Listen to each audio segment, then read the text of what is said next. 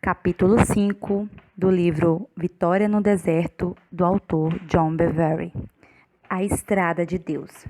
Deus não está interessado numa aparência de santidade exterior. Ele quer ver uma mudança interior do coração. Uma voz clama: no deserto prepare o caminho para o Senhor. Faça no deserto um caminho reto, uma estrada para o nosso Deus. Isaías 40, versículo 3. A entrada de Deus localiza-se no deserto. É no deserto que o caminho está sendo aberto. Este caminho ou estrada leva uma vida superior ou sublime ao modo como Deus vive e pensa. Pois os meus pensamentos não são os seus pensamentos, nem os seus caminhos são os meus caminhos, declara o Senhor. Assim como os céus são mais altos do que a terra, também os meus caminhos são mais altos que os seus caminhos, e os meus pensamentos são mais altos do que os seus pensamentos. Está em Isaías 55, 8 ao 9. Poucos já caminharam por essa estrada, no entanto, agora muitos estão preparados por Deus para andarem nela. Uma descrição disso pode ser encontrada em Isaías 35, do 6 ao 8. Porque as águas arrebentarão no deserto e ribeiros no ermo, e ali, no deserto, haverá uma estrada, um caminho que chamará Caminho Santo. É no deserto que a estrada do Senhor está sendo construída. Essa estrada chama-se santificação. Uma das definições de santidade é pureza de vida. Jesus disse: bem-aventurados puros de coração, pois verão a Deus. Está em Mateus 5, 8. O caminho ou método para se alcançar uma vida superior é a santificação ou um coração puro. Jesus não está voltando para uma igreja pura ou sem santidade, mas virá ao encontro de uma igreja sem manchas, ruga ou qualquer outra coisa parecida. Muitos de nós já tentaram atingir a santificação seguindo regras e normas, mas fracassaram redondamente. Assim como os judeus da época de Jesus queriam receber a salvação pela obediência à lei, mas não conseguiram. Nós também não conseguiríamos andar em santidade através de observação de regras e regulamentos. Muitas pessoas se cercam de legalismo com respeito a coisas tangíveis, como, por exemplo, maquiagem, comprimento das roupas ou uso da televisão. Todas essas limitações externas são estabelecidas numa tentativa de obter pureza interior. Todavia, Deus não está interessado numa aparência de santidade exterior. Ele quer ver uma mudança interior do coração, porque só um coração puro produz uma conduta pura. Jesus disse em Mateus 23, 26, limpe primeiro o interior do copo e do prato, que é o coração, para que o exterior também fique limpo. Isso é a inserção do autor. Se o coração for puro, você não sentirá desejo de se vestir de forma sedutora. Uma mulher pode estar usando o vestido até o tornozelo e mesmo assim ter uma postura sensual, enquanto outra usa calça comprida e tem um coração puro.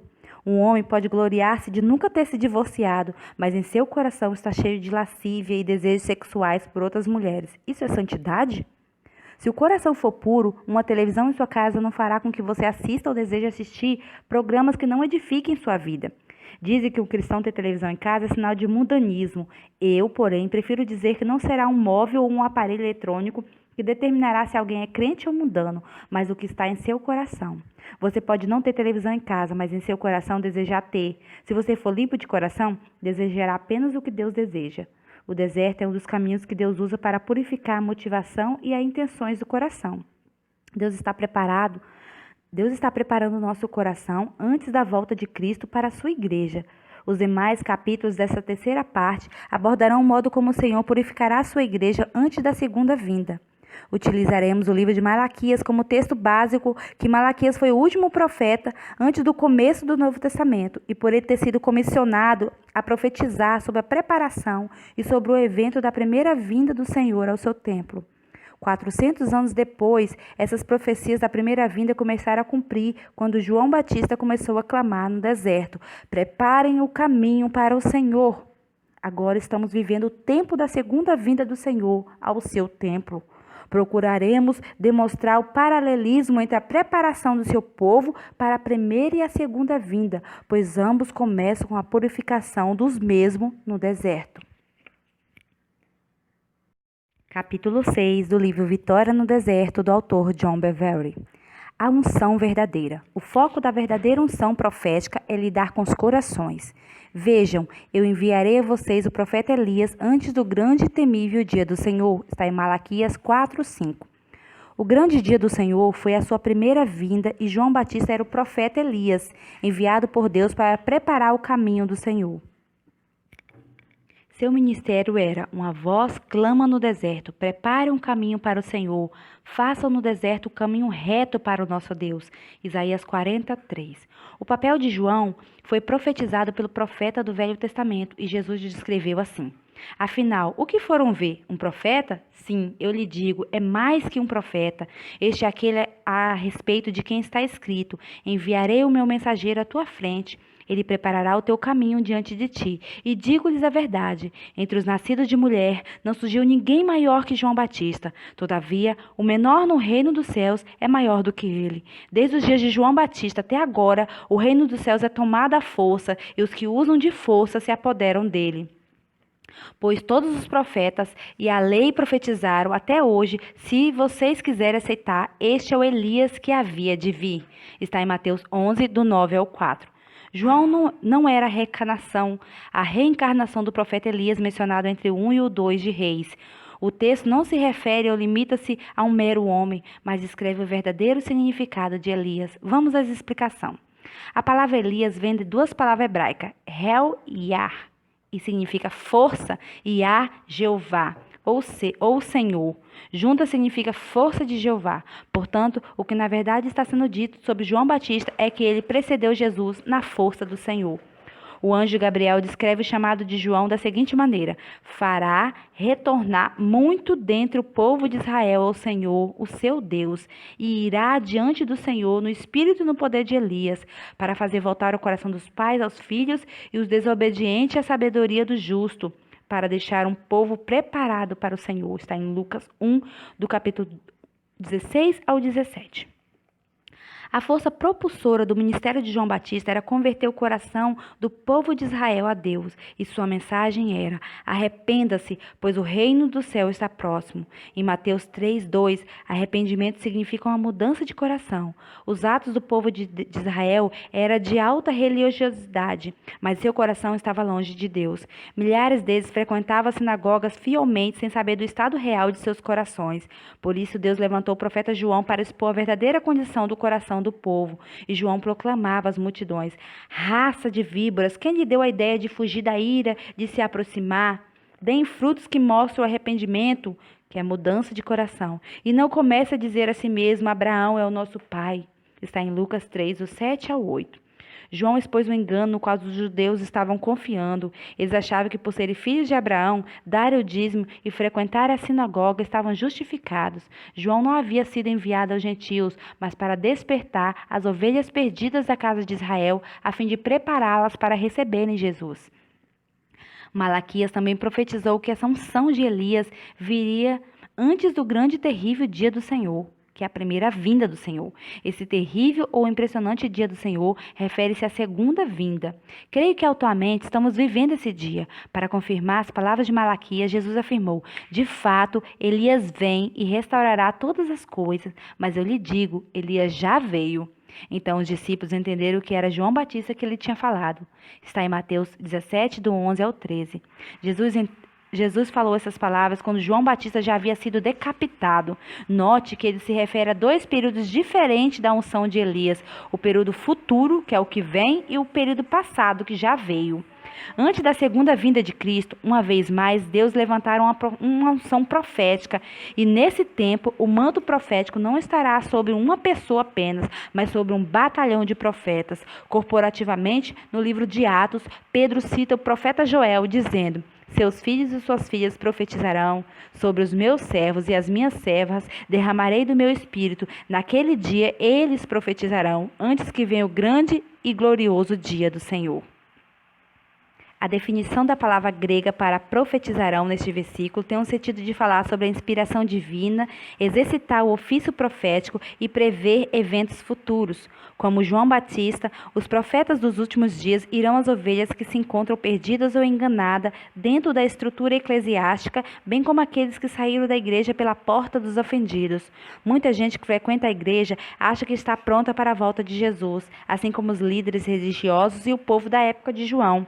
Tais pessoas achavam que por causa de suas obras, frequência aos cultos, dízimos que entregam por sua boa reputação, bastava para fazer a oração dos pecadores, para que sejam plenamente justificadas.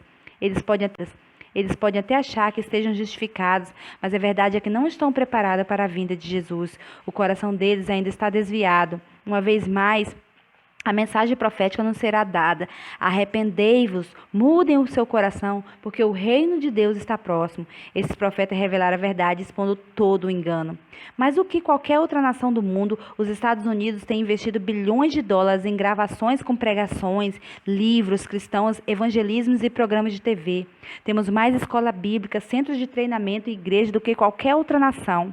No geral, somos mais educados nas escrituras e doutrinas bíblicas do que qualquer outro país do mundo. No entanto, como nação, nossa igreja permanece árida, esvaziada da verdadeira presença de Deus.